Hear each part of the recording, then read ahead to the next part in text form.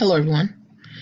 This will be presented by myself, Ashley, Mark, and Malika, and our group chose Undivided Rights, Women of Color, Organized for Reproductive Justice. Now, as indicated, the book is about reproductive justice and focuses on women of color, primarily African American, Native American, Asian, Pacific Islander, and Latino women. Each community has created organizations to address various needs within that community in regards to reproductive rights, justice, or health. The book was originally published in 2004 and again in 2016. For the purpose of this webinar, we'll be focusing on the 2016 version. Now, the pictures you see before you are of the 4 authors of the book: Loretta, Elena, Marlene, and Jael. Now, many times we will hear people reference reproductive health, reproductive rights, and reproductive justice, but what really is the difference? We created this slide to hopefully provide some clarity. Now, reproductive health is about the distinct servicing of individuals' reproductive needs, whereas reproductive rights are about the individual's legal rights to reproductive health care. And reproductive justice encompasses them all, so specifically about our bodies, our sexuality, our gender, and our reproduction. Hopefully this will bring about some clarity to the difference between reproductive health, reproductive rights, and reproductive justice. Hi everyone, it's Malika speaking. I will be discussing chapters 1 through 5 of our book today. Chapter 1 discusses the terminology and how the umbrella term women of color was coined. I want to play a video for you of Loretta Ross's explanation of the Black women's agenda and where this term came from. Say that. See, we're bad at transmitting history. In 1977, a group of Black women from Washington, D.C. went to the National Women's Conference that Jimmy Carter had given $5 million to have as part of the World Decade for Women. There was a conference in Houston, Texas. This group of Black women carried to that conference something called a Black Women's Agenda, because the organizers of the conference, Bella Abdul, Ellie Smith, and what have you, had put together a 3-page minority women's plank in a 200-page document that these Black women thought was somewhat inadequate. And so they actually formed a group called Black Women's Agenda to come there in Houston with a Black women's plan of action that they wanted the delegates to vote to substitute for the minority plank that was in the proposed plan of action.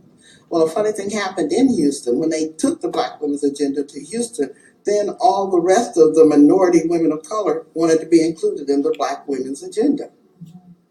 Okay, well, they agreed, except that you could no longer call it the Black Women's Agenda. And it was in those negotiations in Houston the term women of color was created. Okay, and they didn't see it as a biological designation. You're born Asian, you're born Black, you're born African American, whatever. It is a solidarity definition, a commitment to work in collaboration with other oppressed women of color who have been minoritized. Now, what's happened, in the 30 years since then is that people see it as biology now. Okay, and people are saying, I don't want to be defined as a woman of color. I am Black, I am Asian American. Well, that's fine, but why are you reducing a political designation to a biological destiny? That's what white supremacy wants you to do. And I think it's a setback when we disintegrate as people of color, around primitive ethnic claiming. Yes, we are Asian American, Native American, whatever. But the point is, when you choose to work with other people who are minoritized by oppression, you have lifted yourself out of that basic identity into another political being, another political space. And unfortunately, so many times people of color hear the term people of color from other white people that they think white people created it, instead of understanding that we self-named ourselves. This is a term that has a lot of power for us, but we've done a poor-ass job of communicating that history so that people understand that power. Chapter 1 also discussed some of the groups that fall under the term women of color, who are engaged in redefining reproductive rights to include the need of their communities. They led the fight against population control, and bridge links between the right to either have or to not have children. Women of color organized lines of racial identity to include and create the space to confront internal and external oppression. They forced agendas such as the Black Women's Agenda and engaged in other movements. They also promoted new understanding of political inclusion and movement building that bridged historic division and created alliances. Chapter 2 outlined the multiple political contexts which women of color had organized for reproductive rights. This chapter spoke to the anti-abortion movement and how this movement has always opposed the government's support of birth control. It further discussed the responses from the mainstream pro-choice movement, the reproductive rights movement, and the women's health movement, and regarding the attack on women's reproductive freedom. Women of color organized against reproductive rights within mainstream pro-choice organizations such as Faye Waddington, who was the first African American woman to head the Planned Parenthood Federation of America, Emily Tynes, who was the first African American Director of Communication for the National Abortion and Reproductive Rights Action League, and Loretta Ross, who was the first Director of the Women of Color program at NOW. Chapter 3 outlined the history of African American women and how cruelty and brutality has shaped this history. Reproductive tyranny took many forms throughout history to seek control over Black women's efforts to freely determine the number of children they would rear. This all included rape, forced marriages between slaves, the break of slave families, sterilization abuse, and the promotion of long-acting contraceptives to control fertility. I thought it was interesting that Chapter 3 mentioned how slave women drew on the knowledge of African folks about contraception and abortion as forms of resistance to the oppressive conditions of slavery. They were so successful that entire plantations of slaves failed to have children, which also frustrated slave owners who were hoping that these women had children. This is how they made most of their money. These women were smart and they wanted to fight back for their right to have a choice. The book mentioned Dr. Pendleton, who believed, which I quote from the book, blacks are possessed of a secret by which they destroy the fetus at an early age of gestation. Eventually, contraceptives was beginning to be promoted for all women to use. However, this was only due to promote a better breeding. Eugenists thought that birth control could help weed out society's undesirables, which often included blacks, alcoholics, handicapped, or poor people. Listed on this slide is a quote from Loretta Ross, who comments on this process. Chapter 4 gives insight into the founding of the National Black Women's Health Project, founded in 1984 by Avery. This organization was the oldest of the organizations featured in this book, so I thought that was pretty cool. It's currently known as the Black Women's Health Imperative Project. The project plays an important role in mobilizing African American women on issues of health and reproductive rights. The importance of this organization is that it brought reproductive freedom for African American women to the attention of the mainstream movement and public policymakers. The organization also reflected on some of the challenges that most women of color groups face when they organize to advance their sexual and reproductive rights, which I believe to be very important. These included funding, the strains of doing both grassroots and policy work, and the stress of being consistently called upon to serve as the voice or representative of various communities of color or women of color in general. Chapter 5 outlined the history and development of African American women evolving, which was established in Chicago during 1996. This group is one of the younger groups that were included in the book, which I also thought was pretty cool. They also share a holistic vision of health with the other groups that were mentioned. Their mission was to increase the activism and leadership of African American women around reproductive justice, which they did through community dialogue, surveys, and notes. The founders of this group have been involved in the Chicago Abortion Fund since 1994, which provided thousands of low-income women in Illinois and surrounding states with the information, referrals, and direct financial assistance to have safe and affordable abortions. AAWE opened the Center for Health and Wellness in 2001 to build organizational advocacy and other skills amongst communities. They also offered workshops, training sessions. They distributed condoms and provided referral information for health care along with a variety of other things. African American Women Evolving recognizes the importance of policy and advocacy work and is committed to bringing the voices and concerns of community women to the forefront. The historical theme that I pulled from my section came from chapter 1. It talked about population control, the measures that were taken to increase but most often decrease fertility in women of color, and how women of color were denied the right to receive contraceptions. I thought it was interesting that they talked about the colonization of the United States and how during the colonization, Native Americans were intentionally given blankets that were affected with smallpox. These groups of women rallied together to publicize the sterilization abuses in their community. They also talked about the Ralph sisters. If you get a chance, please look them up. They were victims of these abuses when they were 12 and 14 years old. They were involuntarily sterilized without their parents' knowledge or consent. My professional takeaway from this book is an affirmation that was needed by women of color in the organizations they established and were a part of. They strive to fight for their reproductive rights and fought back against the many oppressions they claimed. I'm taking away the need to continue establishing organizations that will address issues such as equality, pro-choice, and the need for growth within society. My personal takeaway is the appreciation I have for this book. It was difficult for me to navigate through the chapters for the nature of this assignment because many feelings and emotions surfaced as I read the ways women were faced, the issues that they were faced with regarding reproductive rights and justice. However, the insight of knowledge it provides on the contributions and the perseverance of women of color brought me joy and allowed me to see the strength, growth, and changes that they have made since in society. My application to the field, being a clinician and educator in the field today, I will continue to use the knowledge I have learned to inform others. I will continue to increase my knowledge on reproductive rights and justice by attending more conferences and increasing my knowledge about organizations who are focused on these issues in order to get more involved in the changes that will continue to happen within our community.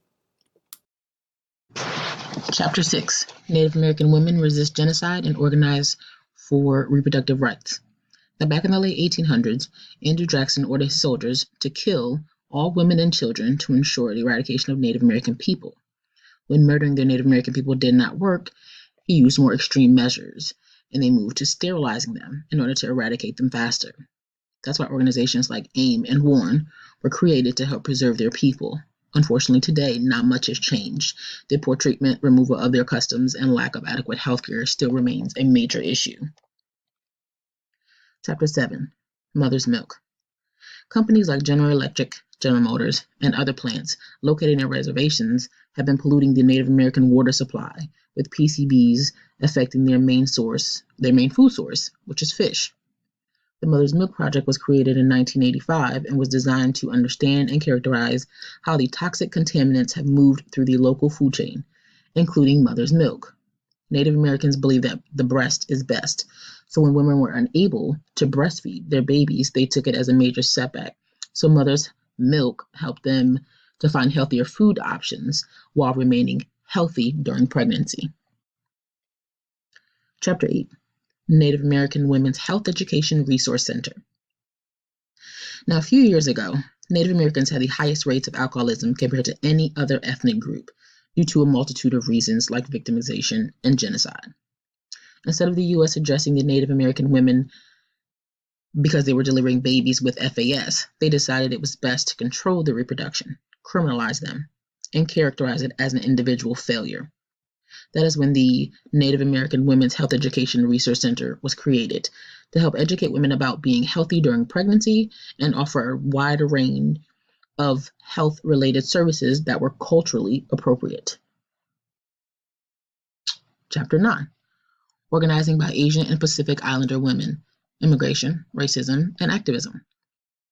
Now, dating back to the mid-1800s, when Chinese women first migrated to this country, after Chinese men had already arrived earlier in 1848 for the California Gold Rush, many of the women smuggled here were smuggled in to be prostitutes or model trophy wives.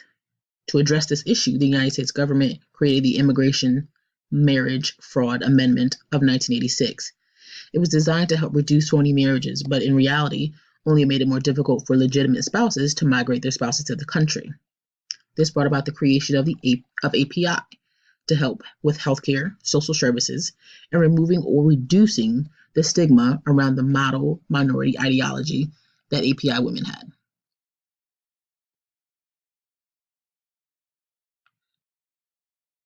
Chapter 10. Asians and Pacific Islanders for Reproductive Health. Now originally called APIC, or Asians and Pacific Islanders for Reproductive Choice, ran by Mary Hung during its inception, and later changed its name to broaden its framework and shift its focus, it became Asians and Pacific Islanders for Reproductive Health. And just short years after its inception, APIRH created the Unconference, or Opening Doors to Health and Well-Being as it's formally titled. It hosted over 150 Asian and Pacific Islander women, having the participants as the experts, because who better qualified to discuss what their community would need to move forward. They later shifted their focus from women to girls, creating teen pregnancy prevention programs, working with local colleges and CBOs to make policy recommendations and to get clear perspective, since they were left out of the nationwide teen pregnancy prevention initiative. Now, my overall historical themes for chapters 6 through 10, when you look at its entirety, was that many of these communities came over to the United States and were stripped of their traditions and customs. They were deprived of social services and healthcare, made to work low-paying jobs, made out to be lazy, uneducated, or inadequate, simply because they wanted to come here for a better life. They chose America, the land of the free, and instead the government took their identities and made them more westernized, more palatable. For time's sake, for my professional and personal takeaways and application of learning, I just want to go over the application of learning for the field. Now, one of the things I want to make sure that I discuss with different people in different fields is the benefits, the contributions, the sacrifice and achievements that many of these organizations have contributed to the fight, to the fight for women of color around reproductive rights. Secondly, I want to ensure that I collaborate with more organizations and businesses whose leaders or founders are women of color, so that they understand, or so that communities can understand the importance that one organization or a collaboration can impact a multitude of people. Chapter 11 is the National Asian Women's Health Organization, which is NAWHO, which was founded in 1993 by Korean immigrant Mary Chung. She's pictured on the left. It's an organization which believed in the need for Asian and Pacific Islander women to become advocates for their own health and reproductive rights. It's done a lot over the years, which includes exposing the damage done to API women's health by stereotypes and cultural norms. Specifically, an example in the book was API women who always put everyone else before themselves, which is, of course, detrimental. They've created partnerships with mainstream and community-based health institutions. An example was the pro-choice movement. Chapter 12, we will no longer be silent or invisible, Latinas organizing for reproductive justice. Myths and misconceptions. Religion is a big factor. Most Latinas are predominantly Catholic, so because of this, a lot of people believe that most Latinas are against abortion, don't use birth control, and are not active participants in political struggles for their own reproductive freedoms, but that, of course, is not true. We've already learned a lot of this in class, but just to rehash it, Latino women experience a higher rate of poorer health, HIV and AIDS, domestic violence, poverty, and cervical cancer. Puerto Rican women and Mexican origin women were used as guinea pigs, so to speak, for contraceptive trials and forced sterilization. Some quick statistics. Latinos became the largest minority group in the United States in the 2000 census. So they were 12.5% of the population. By 2050, the number is going to increase by 25 or to 25%. The two largest groups currently, 9.6% are Puerto Ricans and 58% Mexicans. And some organizations that were established to fight for the rights of Latinos: the Young Lords Party, or YLP, the Committee to End Sterilization Abuse, CESA, the Latina Roundtable on Health and Reproductive Rights, and the National Latina Institute for Reproductive Health. And that's just a picture of the Young Lords Party to the right. Chapter 13 was on the National Latina Health Organization, which was founded on March 8th, 1986, which is also International Women's Day. It was founded by 4 Latinas, and it combines direct service with public policy and health advocacy. It was modeled on the National Black Women's Health Project. And basically, it promotes self-empowerment for Latinas through educational programs, outreach, and research. It focuses on self-help theory, which again goes hand in hand with empowerment and empowering yourself. And it incorporates culture, understanding, and appreciation for roles and realities and issues faced in family health and reproductive issues in the Latino community.